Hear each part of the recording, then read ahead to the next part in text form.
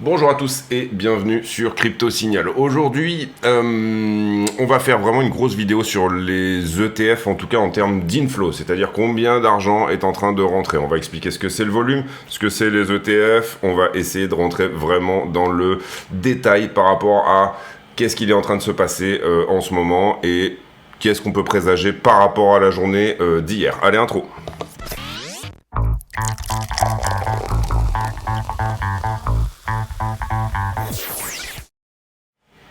Alors, on est là sur BTC face au dollar comme d'habitude. Restez bien ensuite jusqu'à la fin, puisque dans la partie fondamentale et news, on va vraiment expliquer tout ce qui est vraiment phénomène des ETF, qu'est-ce qu'il est en train de se passer, etc. Il y a des choses qui sont encourageantes, il y a d'autres choses qui sont extrêmement décevantes. Vous allez voir ici que c'est relativement intéressant. Alors d'une certaine manière, en 4 heures, et c'est ce que j'ai tweeté hier, vous voyez qu'on n'a aucun corps de bougie, et ça depuis désormais une petite semaine, je pense, quelque chose comme ça, voilà, le 8 janvier, 4 jours. On n'a aucun corps de bougie entre ces deux niveaux-là. Qu'est-ce que ça veut dire? Le marché est extrêmement tendu et on a une volatilité, ça c'est pas pour nous déplaire, qui fait qu'on a des très grosses mèches 4 heures d'un côté ou de l'autre de ces niveaux-là. Donc clôturer une 4 heures, c'est pas clôturer, c'est même ouvrir et fermer, c'est-à-dire faire un corps de bougie d'une 4 heures au-delà d'un de ces niveaux, pour moi, nous donnera finalement la direction. Est-ce qu'on part en bas, ici, direction 42, 40 000 dollars, peut-être 38, peut-être 32, que sais-je, ou alors est-ce que tout simplement on vient à récupérer ce niveau et repartir au-dessus? On avait beaucoup insisté hier sur ce niveau 4 heures là qui pouvait rejeter, d'accord, et c'est ce qu'il a fait, ok.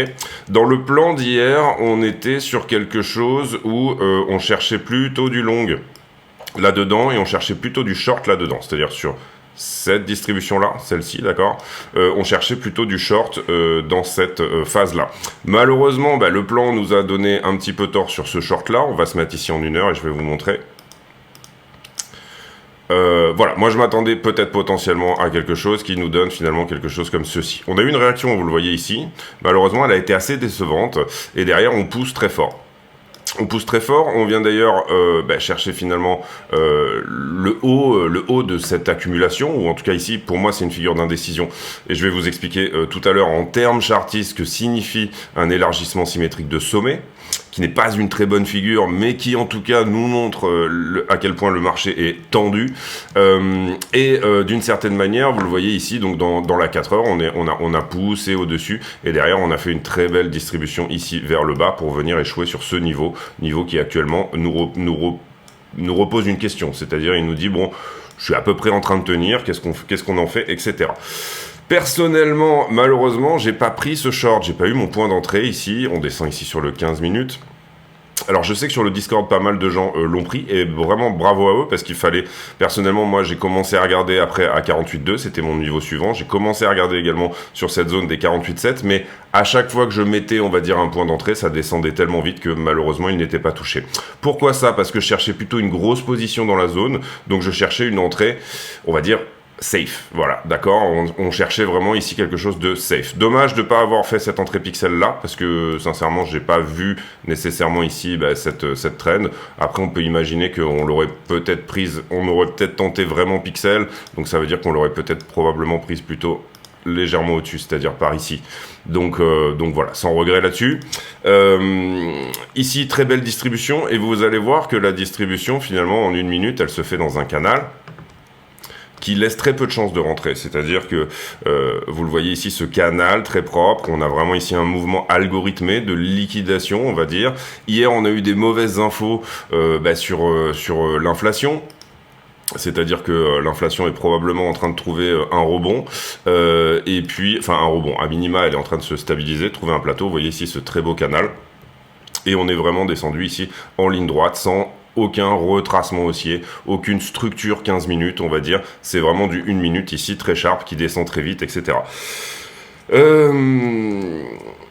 Donc voilà pour cette idée, c'est pas grave, une entrée short, on en retrouvera une. Personnellement, j'en ai pris une petite sur la perte de cette trend-là et sur un levier faible. Sur un levier faible, c'est-à-dire que je suis en x3 là-dessus, et on va voir ici, et si jamais on revient à monter un petit peu plus haut, et c'est une petite position encore une fois, et bien à ce moment-là, j'aurais tendance à venir renforcer cette position en short. Ici, à quoi je m'attends quand on va se mettre ici en 5 ou en 15 rapidement, bah peut-être potentiellement une réaction sur ce niveau, si jamais on n'a pas de réaction sur ce niveau et qu'on ne casse pas ici cette distribution, donc peut-être une recherche de longue, hein, ici pour un retracement haussier, je dirais autour des 47,5 peut-être, là on a une petite imbalance là au milieu, sinon la structure est plutôt propre, même si elle est en 1 minute, pour moi elle ne propose pas une imbalance énorme, c'est-à-dire qu'elle est tellement sharp et propre, elle vient quand même, on va dire, nettoyer ces inducements, on va le voir ici. Vous voyez ici une belle structure, qu'est-ce que c'est? C'est une structure qui vient à chaque fois chercher finalement le haut précédent. Vous voyez que là on le fait, ici on le fait aussi, d'accord? Et quand je dis chercher le creux précédent, c'est ça. Ici on le fait. D'accord, ici on descend, on revient chercher le haut précédent, d'accord. Ici c'est le seul endroit pour moi où on le fait pas. C'est-à-dire que là il y a une petite imbalance là-dedans, puisque vous le voyez, le retracement en gros, l'imbalance elle se trouve à peu près ici entre 47,2 et 47,5 si jamais il y en a une. Et j'en avais une petite ici, mais vous voyez qu'elle a été bien entendu couverte depuis. Donc le seul endroit, je dirais entre 47 et 45, c'est le seul endroit où le prix a délivré un peu fort et où peut-être il pourrait avoir envie de revenir sur la base du niveau que je vous ai montré, la résistance, on va dire, c'est à la fois une 4 heures, hein, c'est le 45,5, c'est le niveau que je vous montrais tout à l'heure, celui où on ne mèche pas, on ne fait que mécher, plutôt dessous, et voilà. Attention à un échec sur les 47 et attention à un échec tout de suite, c'est-à-dire que si là on passe en dessous, bah, vous comprenez ici qu'on construit une très belle structure de retournement au travers de cette épaule, tête-épaule que vous voyez là. On peut refaire une épaule, c'est pas un problème. On peut refaire une épaule plus haute également, et ça irait plutôt dans le sens d'un retracement haussier qui nous emmènerait à 47,6 pour finalement rejeter et effectivement perdre ce niveau. En tout cas, le niveau qui est celui-ci, 45,5, est prépondérant. On peut mécher dessous en 4 heures et se remettre, et on peut également passer dessous. En termes techniques, c'est quoi un élargissement symétrique de sommet si jamais on est dedans? C'est-à-dire que pour le moment, c'est une figure qui n'a pas cassé, donc on ne sait pas si on est réellement là-dedans, mais vous voyez ici que on a ce très beau mégaphone, d'accord, avec une ligne ici, on va dire, au milieu à peu près. En général, il se base comment? On fait une 1 vers le haut, une 2, d'accord, une 3, une 4, une 5, ok, et ensuite on a une rotation partielle pour venir casser en haut. Le problème de cette figure, c'est que on n'est que sur 53% de sortie haussière, d'accord, donc c'est une figure d'indécision et on a 47% de chance de sortir par le bas, ok, donc vous avez une chance sur deux globalement, et pour ça il ne faut pas perdre ce niveau à mon sens, c'est-à-dire que la rotation partielle elle doit se faire maintenant. En général on s'attend même plutôt à une rotation partielle qui va avoir lieu plutôt sur la symétrie, là, ici, vous le voyez, l'axe de symétrie de cette figure. Donc si déjà on repasse ça, c'est plutôt encourageant pour faire ça. Et là, il faudra, pour activer cette figure, tout simplement venir casser ça, c'est-à-dire 50 000 $. Derrière, comment on calcule la target de cette figure? Et encore une fois, c'est une figure un peu moisie parce que on est à 53% de chance d'aller au-dessus. En fait, on prend finalement là où la figure est la plus grande, c'est-à-dire en l'occurrence ici, il s'agit de ce point-là vers le bas de vague 4 que je vais reporter au point de cassure, si jamais on y va, encore une fois. Point de cassure qui se trouve ici, donc si on casse, on va dire 50 000 $, on peut s'attendre éventuellement à un excès. Je vous ai mis ici les targets autour de 53, 53,6. Personnellement, moi j'ai une invalidation entre 51 et 53 de une grosse baisse de 30%. C'est là que je me dis, bon ok, d'accord, on est en bull run, c'est bon, ça va, on y va, c'est ok. Maintenant, sincèrement, c'est une figure encore une fois très moisie. Et très moisi en termes de chance, hein. Et là vous êtes au milieu de la figure, donc pour l'instant on peut pas trop parler. En termes de point de contrôle de cette figure, je parle de celle-ci. Alors pour le moment, quand on regarde ici, vous voyez que le point de contrôle il est plutôt en dessous, mais si je ne prends que la figure, ça va s'actualiser là. Le point de contrôle c'est la barre blanche qui est là, d'accord? Eh bien, il se trouve à peu près pile poil sur le niveau 4 heures supérieur. Donc, repasser au-dessus du point de contrôle déjà pour être éventuellement un premier signal, c'est-à-dire revenir attaquer ça. Et même chose, on va dire que le deuxième signal, c'est celui de venir faire une 4 heures entière, donc corps de bougie entier au-dessus de ce niveau, ce que je vous ai montré tout à l'heure. Voilà pour la partie technique. Derrière, on parlera des ETF après, mais vous avez ici tous les tickers des ETF désormais. Et vous le voyez, on a eu donc du coup une mise sur le marché des ETF qui s'est faite plutôt en mode je monte et puis ensuite je sell, d'accord? Mais ça, on va aller voir vraiment ici la partie derrière fondamentale là-dessus. Ethereum BTC qui se porte plutôt bien. Ici, vous le voyez, on enfonce le niveau 4 heures, et ça, c'est une très bonne chose, d'accord? On vient s'installer, pour le coup, on fait un corps de bougie ici, au-dessus du niveau 4 heures. La trend est très belle, attention à un retracement, ça peut arriver, mais on attendra désormais, et ça, c'est un niveau daily, le rouge, de clôturer une daily au-dessus de ce niveau-là. Mais ce niveau-là n'existe plus, d'accord? Déjà, clôturer une daily au-delà des 0,55 serait une bonne chose. Et vous voyez qu'on a peut-être, à ce stade, un petit retournement de structure, au sens où là, on a une cassure de la structure. On était baissier jusque-là, et là, on a une petite cassure. Maintenant, il faut une confirmation. Qu'est-ce que serait une confirmation? Ça serait, bien évidemment, venir rechercher ici les 0,58 et venir s'installer ad vitam aeternam, on va dire, au-dessus de ces niveaux-là. Il se peut, bien évidemment, ici, qu'on revienne faire une petite correction, tout ça a été très sharp, mais voilà, très bonne chose pour Ethereum, et Ethereum se porte très bien dans ce contexte-là. Si Bitcoin corrige encore plus, on peut peut-être imaginer que Ethereum corrige lui aussi, bien évidemment. Si Ethereum venait à corriger, on peut aussi imaginer ici un rebond sur les 2386, je dirais. Si Bitcoin passe en dessous de sa structure, on peut imaginer que Ether revienne à 2150. On réinvente pas la roue ici, voilà. Mais sinon, pour le moment, ça se passe très bien. On entame ici la clôture weekly des timeframes précédentes, qui était bien avant. Et voilà l'idée, d'une certaine manière. Je reviens ici rapidement sur BTC, puisque j'ai oublié de vous dire un truc. Sur BTC, pour casser tout simplement une trend de distribution, qu'est-ce qui peut casser une trend de distribution? Pour le moment, ce qu'on peut dire, c'est que déjà, on avait cette trend-là. On a cette trend-là qui est la moins agressive de toutes, d'accord? Si je dézoome un petit peu, voilà, on est là.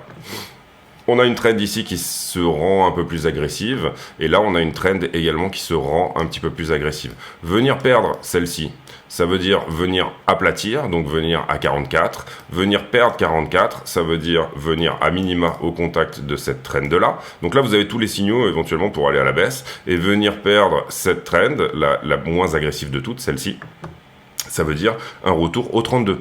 Voilà, pour moi, je le vois d'une manière aussi simple que ça. Pour l'instant, on n'a rien perdu de tout ça. On est en train de perdre du momentum et on est en train potentiellement de marquer peut-être un top local. On va voir la réaction ici dans cette zone. Si jamais la réaction est franche, c'est ce qu'on va regarder tout simplement. Les altcoins, on est ici au retest d'une trend aussi qu'on avait perdue.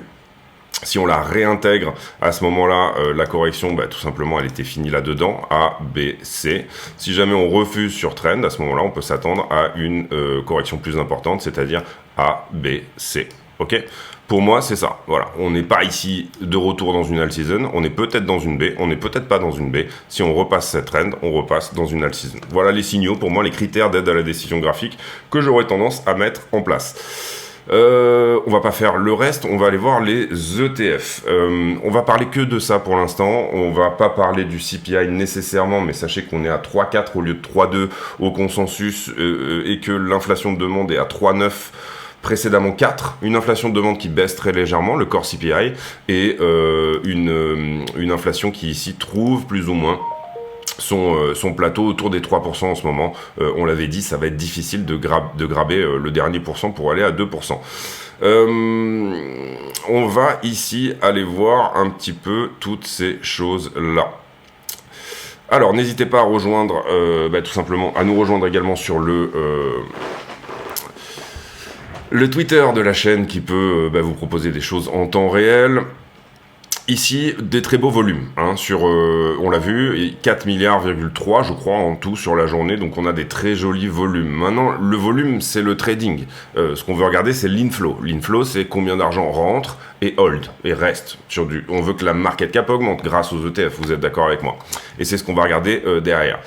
Pour le moment, 4,3 sur la journée. Ici, comment fonctionne un ETF? Finalement, les prix se mettent en adéquation. Donc, on va dire que la NAV, en fait, finalement, le prix de l'asset, se met en adéquation toute la journée en fonction d'une moyenne pondérée qui est donnée par les exchanges. Et puis derrière, comment ça fonctionne? Et ben le soir, finalement, OTC, BlackRock vient racheter les BTC qui manquent ou les BTC en trop. Donc il faut comprendre ici, l'action, elle n'est pas directement sur le marché. L'action, elle est plutôt en fin de journée et ça se rachète OTC, c'est-à-dire ça ne se rachète pas market. Ça ne veut pas dire qu'à 22-23 heures en fin de journée, ils vont aller acheter market les BTC qui manquent. Ça ne marche pas comme ça. Ça va se faire avec des OTC desk, donc du coup donc si on a un bel inflow sur la journée, on va dire, les OTC desk vont devoir fournir la différence de Bitcoin qui a été acheté et tant mieux pour elles si elles les ont achetés plus bas finalement, mais ça ne va pas impacter directement le prix du marché. Les inflows impactent le prix du marché puisqu'il faut que ces BTC soient fournis à BlackRock, mais derrière, d'une certaine manière, le phénomène n'est pas tout de suite. Il faut comprendre également, puisqu'on est en mécanisme cash only, que c'est comme ça que ça se passe déjà. Deuxième chose, donc on reparle ici de l'inflation US, les actions minières hier qui ont pris une petite branlée, c'est normal, on est sur un sell de news rapport à l'ETF, donc il y avait un trade sur les actions minières qui a été pris et qui désormais est en train de vendre, on va voir ici où ça s'arrête. Le volume total qui a dépassé 4,6 milliards de dollars, bref, peu importe, et ça c'est plutôt une bonne chose. Et puis, voilà les volumes, ici vous voyez que Grayscale a fait plus de volume que tout le monde, donc les volumes vous les avez en temps réel. On va dire que les AUM, donc les Assets Under Management, combien d'inflow il va y avoir à la fin, vous l'aurez en fin de journée bien évidemment. Et ici, on voit que BlackRock a fait 1 milliard, Grayscale a fait 2,3 milliards. Et finalement, quand on regarde, d'une certaine manière, on a l'impression que pourquoi BlackRock a fait beaucoup plus alors que les frais sont beaucoup plus importants sur BlackRock. On peut imaginer qu'il y a une rotation finalement de BlackRock. Les fees sur BlackRock sont de Grayscale. Les fees sur Grayscale sont beaucoup plus importants, 1,5%. Donc on va avoir des gens, qui vont fermer le trade du discount sur le trust, la conversion tout simplement de Grayscale donc ça c'est un premier trade, la conversion de Grayscale en ETF, donc eux ils sortent, ils disent bon ok, moi j'ai pris mon discount, au plus bas vous seriez rentré à moins 40%, je crois que c'était à peu près ça le discount, donc vous avez fait un très joli trade de plus 40%, plutôt sûr, légèrement risqué si les ETF avaient été refusés, mais sinon plutôt sûr. Donc ça c'est une première chose, et comme les fees en plus sont plus importants sur Grayscale, à ce moment-là on sort de Grayscale. Éventuellement si vraiment on veut rester en Bitcoin, on vient les racheter sur BlackRock qui présente des fees beaucoup moins importants, Vanek, etc. Que sais-je. Mais ce qui va nous intéresser, nous, c'est plutôt les inflows, d'accord? C'est-à-dire combien d'argent reste à la fin. Et ici, alors ça c'était il y a quelques temps, mais on le voit, BlackRock finalement, en inflow, n'a que 111 à peu près millions de dollars, et ça c'est le flow total. Finalement c'est Fidelity qui est le grand gagnant avec 227, et les autres sont quasiment à zéro, ou alors non-advice, c'est-à-dire qu'on ne sait pas. Pour l'instant, on n'a pas les chiffres de ARK21, Bitwise, Invesco et Grayscale. On a ici une très bonne chose. Donc au final, ça nous donne, pour les chiffres qu'on connaît, 400 millions d'inflow pour 4 milliards de dollars de volume, d'accord ? Maintenant, on a une nouvelle page ici qui est apparue sur CoinGlass et c'est plutôt une bonne chose. Et j'en profite pour vous dire ici que tous les bénéfices de la chaîne sont reversés à Mécénat Chirurgie Cardiaque qui opère des enfants dans le monde qui sont malades de maladies du cœur et qui sont opérables. Donc du coup, ça permet tout simplement de les faire venir en France et de les opérer. On revient ici sur du coup cette idée des ETF. Donc là on est sur la page de CoinGlass qui nous donne finalement les inflows. On voit que en Asset Under Management, Grayscale a 30 milliards. Ça, c'est les BTC qu'ils possèdent déjà. Pour le coup, ici, ils ont déjà ces BTC. Et on a une market cap de 7,15 milliards. Donc là, c'est curieux pour moi. Déjà, est-ce qu'il y a 23 milliards qui sont sortis? Non, parce qu'on n'a pas 23 milliards de volume. Je connais pas exactement les mécanismes, mais j'aurais tendance peut-être à dire que voilà, ça, c'est la conversion qui s'est réellement faite. Je sais pas exactement comment se passe le mécanisme. Encore une fois. Derrière, Vanek, 72 millions qui restent sur un seed de... où est-ce qu'on avait le seed? D'ailleurs, non, on n'a pas les chiffres de Vanek, pardon. Oui, c'est ça, on n'a pas la market cap, mais on a un seed de 72 millions. Vanek, qui pour le coup a quasiment bouffé son seed. Donc le seed, c'est l'argent qu'ils ont mis au départ pour dire, bah, on a du cash au cas où les gens achètent, etc. Donc pour le coup, Vanek a bouffé son seed en fin de journée. Vous le voyez, ils ont probablement acheté 52 millions de BTC. Valkyrie, qui a bouffé son seed aussi, pile poil, tout pile. GlobalX qui a alors ça c'est du futur, oui pardon. Fidelity, on ne sait pas. BlackRock, on n'a que 1 million à la fin de la journée. Pour l'instant, c'est les chiffres que j'ai moi. Donc ça veut dire que sur leur site de 10 millions, bah, finalement ils n'ont fait que 1 million. Il n'y a qu'1 million de BTC en fin de journée qui a réellement été acheté. ARK 21, on ne sait pas. Invesco, on ne sait pas. HDEX, la moitié du seed, d'accord, ils ont encore 2,5 millions de cash à sortir. Bref, vous voyez que c'est relativement décevant au final. Et on peut imaginer que beaucoup d'entre eux, en plus, ne sont pas de l'argent frais. Pourquoi ça? Parce que c'est des gens qui sortent de Grayscale. Les frais sont trop chers sur Grayscale. Vous les voyez ici, 1,50% par rapport aux frais des autres, c'est-à-dire sur les premiers mois, vous le voyez ici, 0,25, 0, je pense que sur BlackRock c'est 0,12, sur les premiers 5 milliards en tout cas, etc., etc. Donc, pour moi, ici, vous voyez que Franklin est à 0. Voilà, pour moi, on n'a pas des inflows qui sont incroyables. On a un très beau volume, on a beaucoup de volume, mais on n'a pas des inflows qui sont incroyables. Maintenant, il ne faut pas s'attendre, encore une fois, et c'est ce que j'ai beaucoup dit, le trade adoption des ETF, on va dire, est un trade long terme. Ou alors c'était le trade d'hier, si vous voulez. C'est-à-dire, bon, ok, les ETF sont cotés, on a eu cette belle poussée sur la news que les ETF étaient cotés, etc. Et derrière, ça se retourne. On peut estimer aussi que les inflows sont bien évidemment fonction de la price action. Hier, vous rentrez par exemple, ne serait-ce que pour prendre un souvenir, vous vous dites, je veux avoir les tout premiers iBit, les tout premiers HODL, les tout premiers BRR. Je ne sais pas si vous savez, mais d'ailleurs, BRR, c'est le ticker de Valkyrie. C'est le bruit d'une planche à billets. C'est l'émulation du bruit d'une planche à billets. Donc c'est assez marrant, les noms sont assez marrants. Mais cela dit, on n'a pas, encore une fois, on a une price action qui va faire que les gens sont entrés-sortis parce que sinon ils accusaient une perte, bien évidemment, relativement importante, étant donné que la journée d'hier a été d'abord haussière et puis ensuite extrêmement baissière. Voilà pour les news, on va pas aller faire le reste parce qu'il n'y a pas énormément de choses à part le CPI, encore une fois, pour moi à mettre en avant, à part les inflows sur les ETF, je considère que c'est un peu la news de la journée. Donc voilà, on va faire la liquidité maintenant et on va également faire la conclusion de cette vidéo ensuite, donc en fin de vidéo. Avant ça, je vous envoie une petite page de pub qui va vous présenter tout ce que propose la chaîne et encore une fois, tout est reversé à Mécénat Chirurgie Cardiaque. Allez, on y va pour la page de pub. Quels sont les moyens d'aider la chaîne? Eh bien, tout simplement, il y a déjà le bouton rejoindre ici sous les vidéos qui, moyennant une cotisation de 10 € par mois, vous permettra d'accéder à des vidéos privées. Ces vidéos, je les poste tous les jours. Vous voyez, on est déjà ici à la vidéo numéro 57. Et dedans, on a des analyses approfondies sur le BTC, du risk management, du trade management, des analyses d'altcoin également.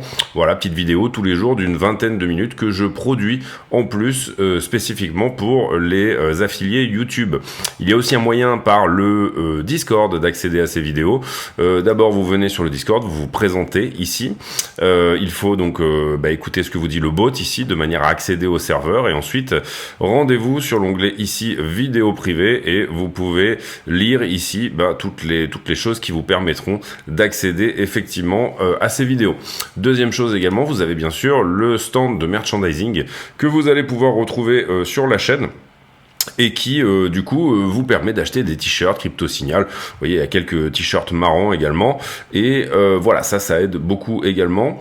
Et puis dans la description de la vidéo, vous avez tous les autres liens ici qui vous permettront également d'aider la chaîne, à savoir achat de Cold Wallet Ledger, abonnement à iBlock que moi j'utilise beaucoup, tous les autres liens sur les autres plateformes également que nous proposons, mais aussi des indicateurs type Luxalgo, etc. Quelques bouquins sur Amazon. Bref, n'hésitez pas à aller regarder tout ça. En plus de la vidéo publique, il y a donc pas mal de choses et notamment, je pense, le Discord qui fonctionne très bien avec, vous le voyez ici, toute une communauté qui va poster ses analyses et donc ça, c'est quand même extrêmement intéressant. Je vous laisse là-dessus. Merci de votre écoute. À très bientôt. Allez, on y va pour les liquidations. 225 millions de liquidations hier, 120 millions sur Bitcoin, Ethereum réunis, donc c'est plutôt les assets qui ont bougé. 123 millions de longues liquidées, 100 millions de shorts. Donc vous voyez que ça a pris dans les deux sens ici. Maintenant, on va aller voir le carnet d'ordre. Carnet d'ordre qui s'était pas mal chargé ici en haut à la vente. Vous voyez qu'on est parfaitement venu chercher ces ordres. On avait le momentum pour le faire. Et on a tout de suite sur la descente ici pas mal d'ordres de vente qui se sont également faxés. Donc ça c'est plutôt baissier. Derrière j'ai quand même des ordres à l'achat sur cette descente qui se sont mis en place. Donc on va voir ici qui récupère le momentum entre acheteurs et vendeurs. Donc voilà pour cette partie carnet d'ordre. On aura le cote aujourd'hui du CME. Alors il faut comprendre aussi, donc ça va être en fin de journée ça, du coup je le ferai peut-être dans la vidéo affiliée ou autre. Il faut comprendre aussi que sur le CME, à un moment donné, hier, le spread a été fermé. Qu'est-ce que ça veut dire?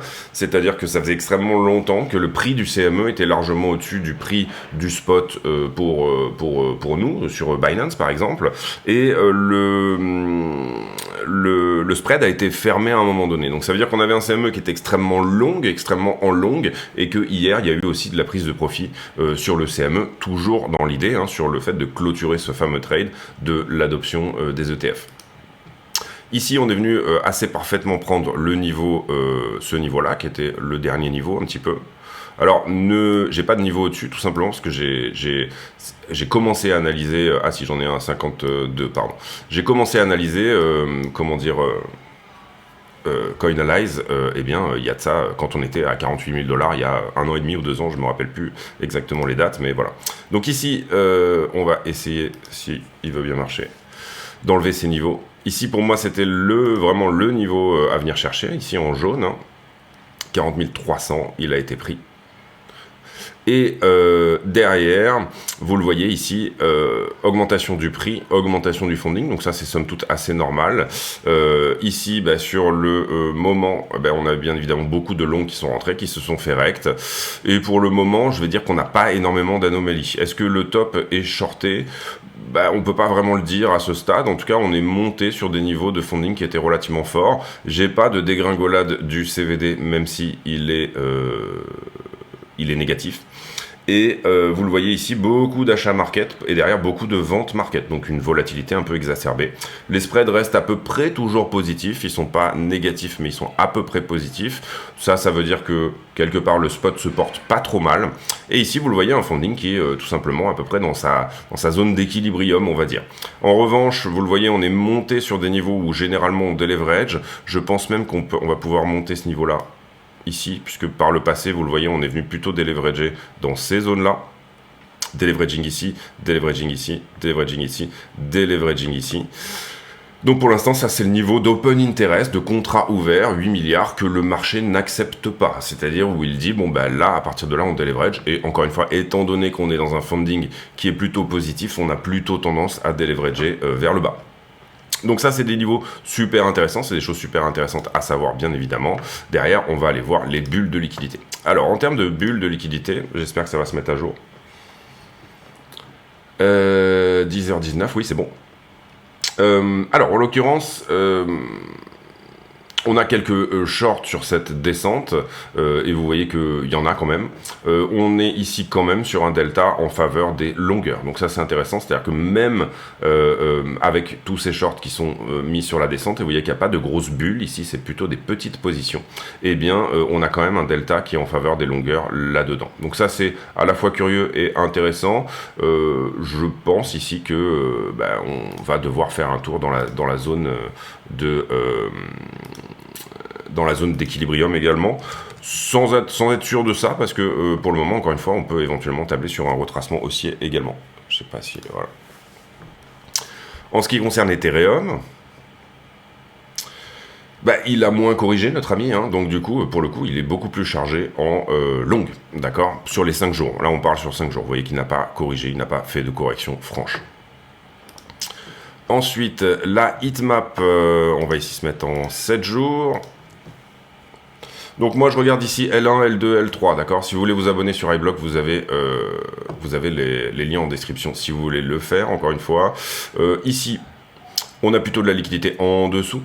Pour le moment, on a quand même ce niveau qui tient. Maintenant, revisiter encore une fois 42 et venir prendre la liquidité One Week n'est pas exclu.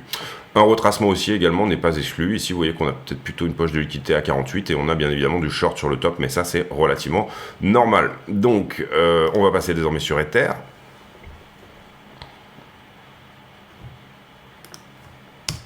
Excusez-moi, d'habitude, je fais ça avant, le fait de remettre à jour, et là, c'est un peu foireux. Donc, du coup, on va faire comme ça.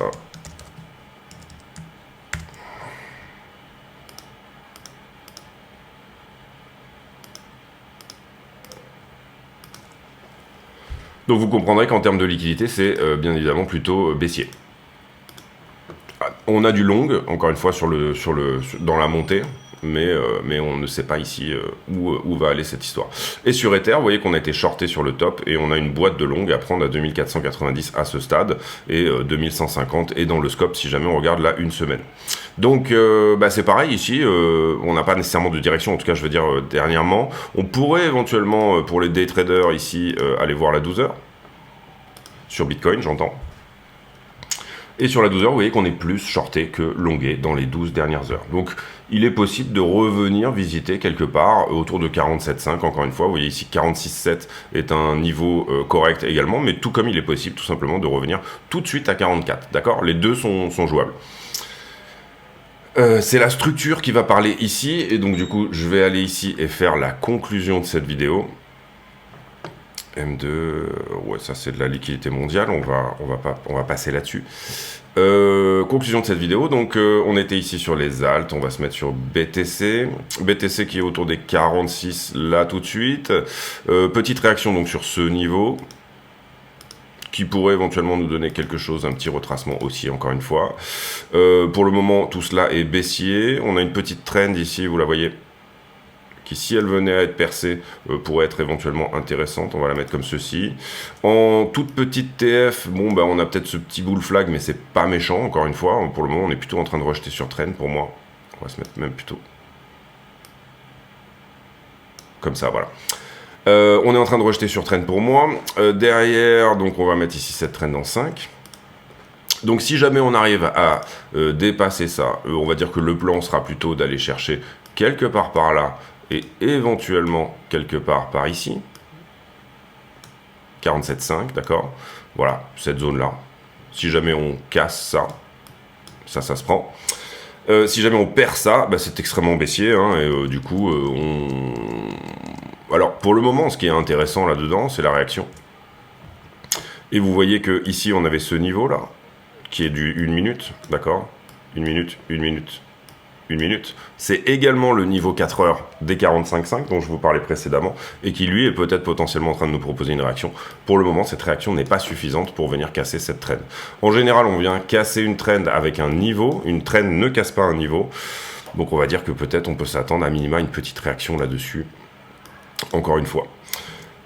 Bon, c'est pas à chaque fois comme ça. Il est possible derrière qu'on construise un niveau qui lui-même vient casser un niveau. Par exemple, celui-ci, là, vous le voyez, si on revient revisiter ça et là qu'on refuse et que là on perd ça, c'est ce niveau qui aura attaqué ce niveau. Les trends vous donnent des niveaux qui sont étalés dans le temps, et ils sont beaucoup moins puissants que des niveaux. Des niveaux, c'est ce que j'appelle un niveau, c'est horizontal. Ce que j'appelle une trend, c'est vertical. Donc ici, trend de distribution.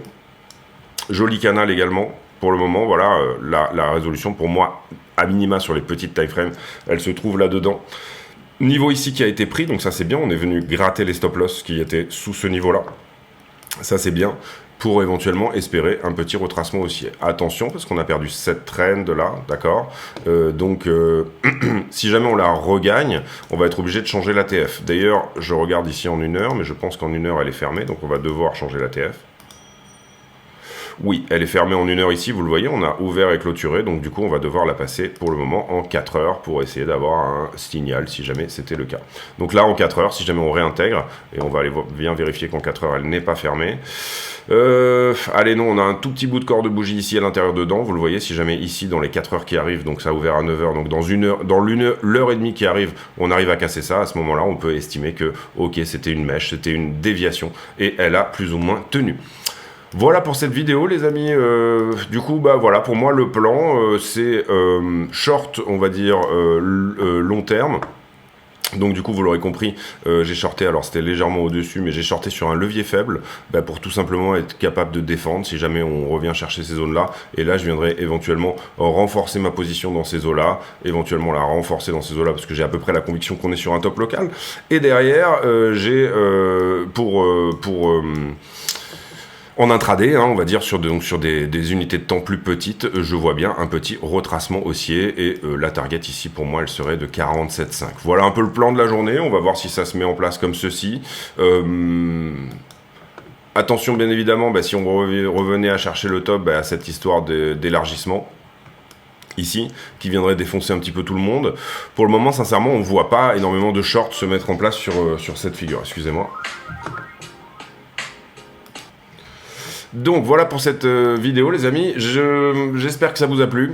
Si jamais c'est le cas, n'hésitez pas à mettre un like, activer la cloche des notifications, vous abonner, etc. Donc la conclusion, ETF c'est fait, les inflows sont relativement décevants sur la première journée, mais peut-être que ça tient à la price action et peut-être que ça tient à une rotation de Grayscale vers les autres ou vers du dollar. Donc ça c'est relativement normal, c'était relativement prévisible.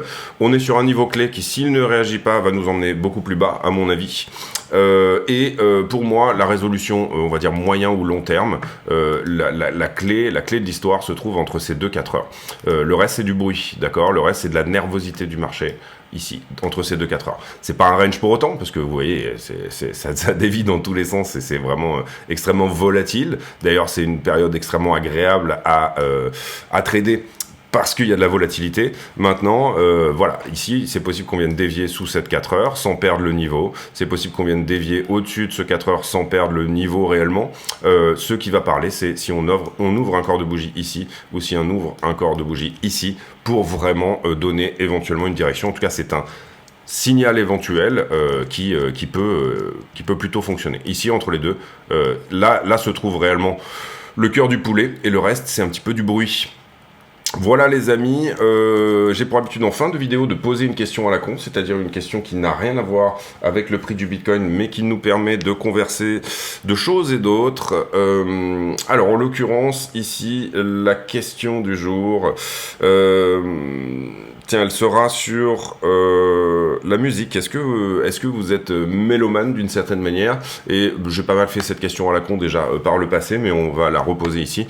Postez en commentaire un morceau sympa que vous aimez bien et qui éventuellement, on va dire un morceau de lever du soleil. Tiens, postez votre meilleur morceau de musique qui correspondrait pour vous à un lever du soleil.